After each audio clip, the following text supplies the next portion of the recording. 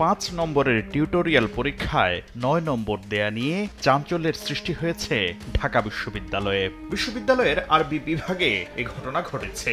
এছাড়া পরীক্ষায় অনুপস্থিত থাকা এক শিক্ষার্থীকেও নম্বর দেয়ার ঘটনা ঘটেছে। বিভাগের চতুর্থ বর্ষ সপ্তম সেমিস্টারের একটি পরীক্ষায় দেখা গেছে এমন চিত্র।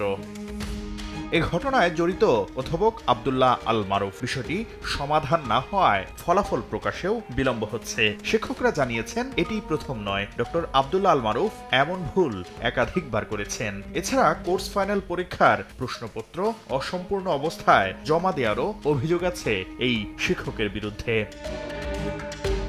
এ বিষয়ে বিশ্ববিদ্যালয়ের পরীক্ষা নিয়ন্ত্রক বরাবর চিঠি দিয়েছেন পরীক্ষা কমিটির সভাপতি অধ্যাপক ডক্টর মোহাম্মদ আব্দুল কাদির, যা পরবর্তীতে পরীক্ষা নিয়ন্ত্রক উপাচার্য শিক্ষা অধ্যাপক ডক্টর সীতেশ চন্দ্র বাছারের কাছে পাঠিয়েছেন।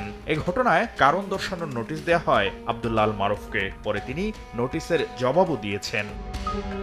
৫ নম্বরের স্থলে ৯ নম্বর দেওয়ার পাশাপাশি অনুপস্থিত শিক্ষার্থীকে নম্বর দেওয়ার বিষয়টিকে সংশ্লিষ্ট শিক্ষকের গাফিলতি বলছেন বিভাগের চেয়ারম্যান অধ্যাপক ডক্টর জুবায়ের মোহাম্মদ এহসানুল হক।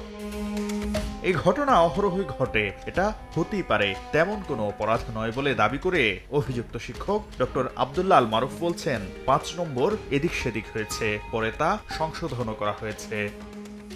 একই বিভাগের অধ্যাপক ডক্টর মোহাম্মদ ইউসুফের বিরুদ্ধে চেয়ারম্যান থাকাকালীন মনগড়া খাত দেখিয়ে বিভাগের অ্যাকাউন্ট থেকে ২৬ লাখ টাকা উত্তোলনের অভিযোগ উঠেছে।